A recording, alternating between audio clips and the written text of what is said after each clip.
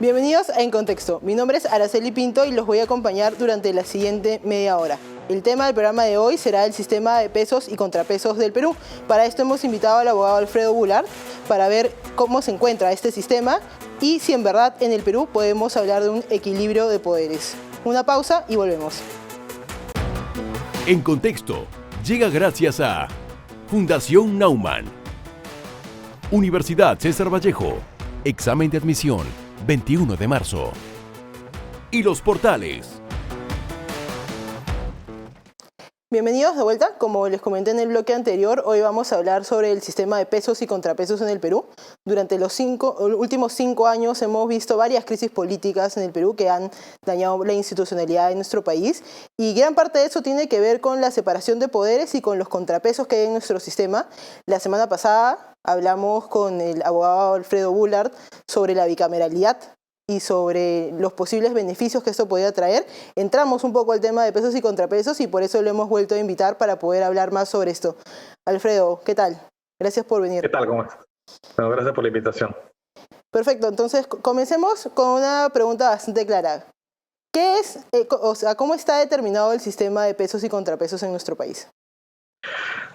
A ver, esa es una buena pregunta y se debe contestar de dos maneras, en teoría y en la práctica. En teoría porque hay una división de poderes y hay un marco constitucional que supuestamente establece distintos mecanismos por los cuales las decisiones tienen algún nivel de contrapeso, como dice la pregunta, ¿no? Es decir, que nadie en el país tiene poder absoluto para hacer las cosas y en consecuencia estos balances impiden que se den excesos de poder. Lo que ocurre en la práctica es que el marco institucional peruano es muy débil, principalmente creo que por dos razones. La primera, porque el diseño de las reglas formales de la Constitución no es el mejor, tiene una serie de huecos y de falencias. Y el segundo, porque adicionalmente a la estructura institucional formal se requiere una institucionalidad, llamémosla informal, es decir, la práctica, por ejemplo, la práctica parlamentaria, la práctica entre los poderes, ¿no? Muchos países tienen, para ponerles un ejemplo que podemos conversar más adelante, muchos países tienen este asunto de la vacancia por incapacidad moral. Pero es muy distinto tenerla en un país como el Perú, donde no hay una práctica parlamentaria que haya definido con precisión cómo se ejerce esta facultad política, ¿no? Frente a otros países como Inglaterra, que tiene una práctica continua, o como Estados Unidos, que tiene o Alemania, que tiene una práctica continua, y ya se sabe cuáles son los límites que esto debe tener, ¿no? Y lo que ocurre en el Perú es que acá cada quien interpreta el marco legal como se le ocurre cuando le conviene, ¿no? Perfecto. ¿Y cuáles son las funciones específicas que tienen los distintos poderes del Estado para hacer contrapeso a los otros? Bueno, en una teoría muy simple, porque ya los estados son más complejos, la idea lógica es que hay un órgano que gobierna, que es el Poder Ejecutivo, usualmente el presidente de la República, pero depende del sistema, si estamos en un sistema presidencialista, si estamos en un sistema parlamentario, pero eso depende de cada sistema. En el Perú tenemos un sistema presidencialista, pero hemos visto que no funciona como debería funcionar. Luego uno tiene un Congreso que tiene la facultad de dar las leyes, dar las reglas, ¿no? Eso también ha cambiado con el tiempo porque cada vez más el Ejecutivo da más leyes o normas a través de decretos, y lo estamos viendo mucho en los últimos meses con la pandemia y la situación de emergencia. Y luego uno tiene el Poder Judicial, que básicamente resuelve las controversias, ¿no?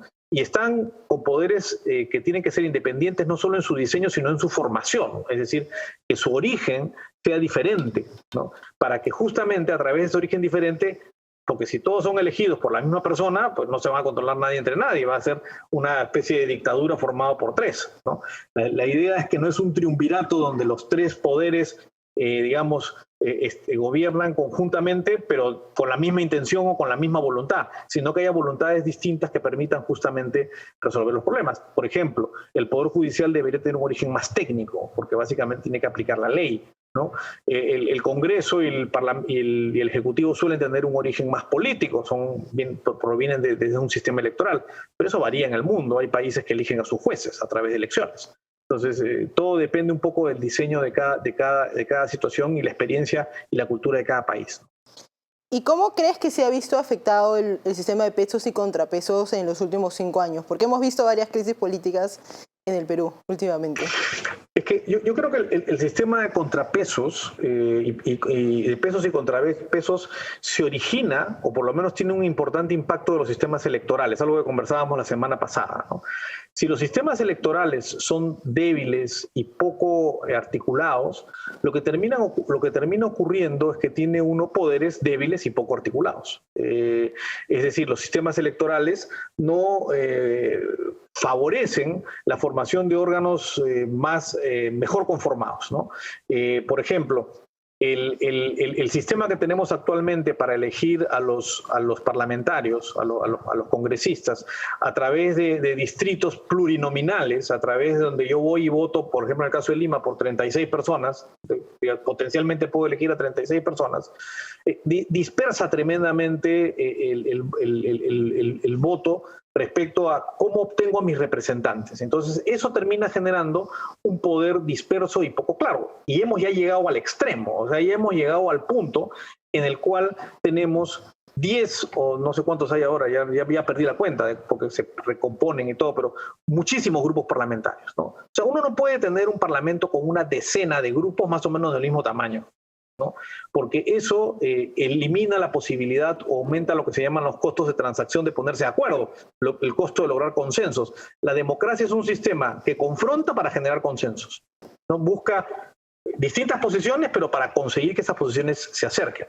Entonces, el sistema comienza a debilitarse, por ejemplo, cuando no hay partidos claramente establecidos, que tienen líneas más o menos marcadas, pero que a su vez se van acercando al centro, que es lo que pasa en la mayoría de países civilizados, donde hay solo 2 o 3 partidos importantes. Vamos a Estados Unidos, los republicanos y los demócratas, vamos a Alemania, hay 3 partidos, vamos a Inglaterra, están los laboristas y los conservadores. Es decir, eso ayuda a que la crisis política se concentre en las discusiones internas en los partidos y los partidos funcionen de mejor manera y generen una mejor representación. Y al tener una mejor representación da poderes que son más articulados y que tienen capacidad de respuesta, ¿no? Porque claro, lo que tenemos ahora son unos consensos internos muy malos, totalmente dispersos, que son como una veleta que cambia según como sopla el viento, y no tenemos partidos. Es casi, yo siempre uso esa analogía, pero creo que es muy gráfica. Tener un sistema político que por su origen electoral no fomenta la creación de partidos fuertes o no fomenta la creación de partidos, porque en el Perú no hay partidos. La verdad, lo que tenemos son unas cajas de cartón donde la gente se mete para ver cómo pasa el río, pero no hay realmente partidos. Y un sistema político sin partidos es como un mercado sin empresas. Es decir, ¿cómo funcionaría el mercado si no hubieran empresas, si no hubieran instituciones que organizaran la producción? Bueno, ¿cómo podemos tener políticas si no hay instituciones que organizan la política? Y como no organizan la política, los sistemas de pesos y contrapesos no funcionan y se vuelve toda una guerra, un caos, una guerra de pandillas, digamos, donde cada pandilla se agrupa con otra pandilla según cuando le conviene para tumbarse a la otra, ¿no? ¿Usted cree que podemos hablar hoy en el Perú de un equilibrio de poderes? Yo diría que en el Perú tenemos un desequilibrio de todo, no solamente de poderes, ¿no? Creo que hay un problema de desequilibrio al interior de los poderes. Y eso hace que los poderes tengan... ¿Qué cosa significa equilibrio de poderes? Significa que ante razones justificadas puedo controlar al poder contrario, pero eso no es el juego político actual. Para poner el ejemplo de la discusión sobre incapacidad moral, ¿no? La verdad, interpretar que es incapacidad moral es evidentemente algo interpretable. Algunos interpretan que incapacidad moral es falta de capacidad ética, otros dicen no, esto tiene que ver con que la persona tiene algún problema mental, ¿no? Tiene una incapacidad, porque además dice incapacidad física o moral, y parecería referirse a que tiene un problema en la psiquis, la persona tiene algún problema, enfermedad mental o algún problema de este tipo, ¿no? Y por eso no puede seguir gobernando. Pero la verdad, como está mal definido, ¿no? Porque no está muy claro a qué se refiere, se utiliza para cualquier cosa. Entonces, uno puede terminar sacando un presidente sin tener elementos claros porque simplemente le parece que el presidente es un pecador, porque hasta ese extremo podemos llegar. Y eso puede conducirnos realmente a una falta de certeza de cómo funciona el equilibrio de poderes. Lo que ocurrió, por ejemplo, para ir al otro extremo, cuando Vizcarra cerró el Parlamento, la verdad, sacó una interpretación de la norma que en mi opinión es equivocada y a través de eso cerró un parlamento que nadie quería, pero que era el parlamento que habíamos elegido. y uno elige un parlamento y tiene un sistema de renovación y solamente por excepción puede cerrarlo. Entonces, ¿eso qué implica? Cuando uno no tiene reglas claras y no tiene una costumbre o un uso, digamos, institucional que nos ayude por lo menos a definir el alcance de eso, el resultado es un desequilibrio absoluto, porque ningún poder realmente tiene la seguridad que puede hacer bien su trabajo y no lo van a cerrar o no lo van a echar. Y eso, más que un equilibrio, lo que genera es un caos. Y si a eso uno le suma un poder judicial débil, digamos, que en general ha estado muy controlado por el lado político, lo que uno va a tener es una situación aún peor. Supuestamente el poder judicial es el más tecnocrático, ¿no? El que tiene que tener más mérito técnico, pero sin embargo lo que termina pasando es que los sistemas de elección de jueces terminan siendo muy políticos. Esto es parte de la reforma que se quiso hacer, digamos, del Consejo Nacional de la Magistratura, y que no creo que haya terminado siendo un buen sistema con la Junta Nacional de Justicia. Yo creo que el sistema no ha cambiado radicalmente lo que podemos hacer. Y entonces uno termina nuevamente teniendo un poder débil. Entonces el problema es que el sistema se agua por todos lados, porque tanto desde el punto de vista de las reglas establecidas como desde el punto de vista de la práctica real, del mundo de carne y hueso, la práctica no garantiza realmente poderes bien constituidos. Queda muy claro. Podemos seguir hablando de esto luego de una pausa.